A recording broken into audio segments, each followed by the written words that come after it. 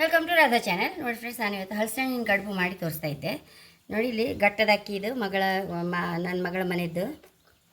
ಲಾಯ್ಕ್ ಮಾಡಿ ತೊಳೆದು ನೀರೆಲ್ಲ ತೆಗೆಯೋದಂದರೆ ಒಂದು ಬಟ್ಟೆ ಮೇಲೆ ಹಾಕಿಬಿಟ್ರೆ ಒಂದು ಬಟ್ಟೆ ನೀರು ಇರೋದಿಲ್ಲ. ಅಂದರೆ ನೀರು ಹಾಕೋಕೆ ಇಲ್ಲ ಕಡುಬಿಗೆ, ಸೊಳೆಯೇ ಹಾಕೋದು ನೀರು ಬದಲಿಗೆ. ಹಾಗೆ ಒಂದು ಕಪ್ ಕಾಯಿ ಇಟ್ಕೊಂಡಿದೆ.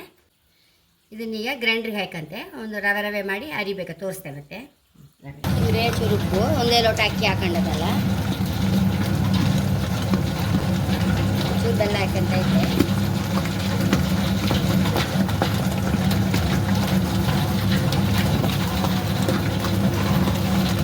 ಅಷ್ಟೇ ಸಾಕಂತ ತೋರುತ್ತೆ ನನಗೆ. ನೋಡಿ ಇಟ್ಟ ಸಾದ ಆಯಿತು, ಒಳ್ಳೆ ಇಡ್ಲಿ ಥರ ಆಗ್ಬೇಕು ನಮಗೆ. ನೋಡಿ ಹಾಗೆ ಇಟ್ಟಿದ್ವಿ.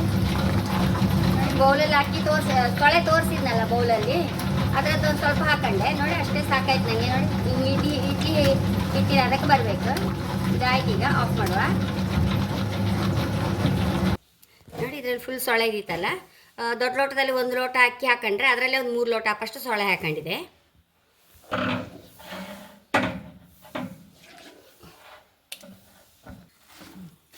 ನೋಡಿ ಸಾಗುನೆಲೆ ರೆಡಿ ಮಾಡಿ ಇಟ್ಕೊಂಡಿದ್ದೆ. ಸ್ವಲ್ಪ ಹೀಗೆ ಎಳತ್ತಾದರೆ ಕಡುಬಿದ್ರದ್ದೆಲ್ಲ ಸತ್ತೋಗ್ಬಿಟ್ಕೊಂಡು ಕೆಂಪಾತು ಫ್ರೆಂಡ್ಸ್. ಅದು ಆ ಕೆಂಪು ಎಲ್ಲರಿಗೂ ಮನೇಲಿ ಎಲ್ಲರಿಗೂ ಆ ಕೆಂಪೆ ಕಡುಬೆ ಇಷ್ಟ.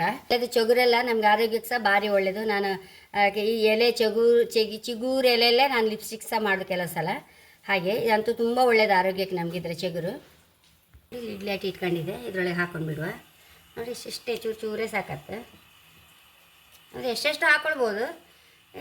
ನಮಗೆಲ್ಲಿಗೆ ಒಂದೊಂದು ತಿಂದರೆ ಸಾಕಾದ್ರೆ ಬೇಕಾದಷ್ಟು ಚೂರು ಹಾಕೊಂಡ್ರೆ ಲಾಯ್ಕ್ ಆಗ್ತದೆ. ಎಲೆ ಇತ್ತಲ್ಲ ಬೇಕಾದಷ್ಟು, ಎಲೆ ಇಲ್ಲದಿದ್ದರೆ ಮಸ್ತ್ ಹಾಕಬೇಕು. ಹಾಗೆ ಚೂರು ಹಾಕೊಂಡ್ರೆ ಎಲೆ ಸತ್ವಲ್ಲ ಸಹ ಸಿಕ್ಕತ್ತೆ ನಮ್ಗೆ. 2-3 ಕಡುಬು ತಿನ್ನುವಾಗ. 1 ಗಂಟೆ ಬಿಟ್ಟು ತೋರಿಸ್ತೆ ಮತ್ತೆ ಓಪನ್ ಮಾಡಿ ನೋಡುವ. ಈಗ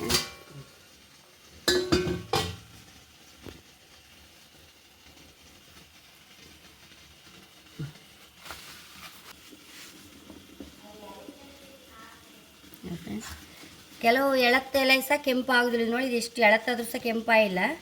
ಅದೇನೋ ಕೆಲವು ಎಳತ್ತು ಮಾತ್ರ ಇನ್ನು ಚೂರು ಕೆಂಪಾಯ್ತು ಅಷ್ಟೇ. ಇದು ಇನ್ನೇನು ಸ್ವಲ್ಪ ದಿವಸ ಹೋಗಬೇಕಾ ಏನೋ ಉಂಟು ಅದಕ್ಕೆ, ಬಹುಶಃ ಗೊತ್ತಿಲ್ಲ ನಮಗೆ. ನೋಡಿ ಫ್ರೆಂಡ್ಸ್, ಹೀಗೆ ತುಪ್ಪ ಹಾಕೊಂಡೆ. ನೋಡಿ ಫ್ರೆಂಡ್ಸ್, ಹೀಗೆ ತುಪ್ಪ ಹಾಕಿ ಹೀಗೆ ತಿಂದರೆ ಆಯ್ತು. ಅದು ಅಕ್ಕಿ ಸಹ ಗಟ್ಟದ ಅಕ್ಕಿ ಅಲ್ಲ, ಅಂದರೆ ಅಲ್ಲಿ ಶೃಂಗೇರಿ ಬದಿಯೆಲ್ಲ ಕೆಂಪಕ್ಕಿಯೇ ಮಾಡೋದಲ್ಲ ಅದು. ಇದಂತೂ ಇವಳಂತ ನನ್ನ ಮಗಳಂತ ಹೆಚ್ಚು ಪಾಲಿಶ್ ಮಾಡಿಸಿದೇ ಇಲ್ಲ.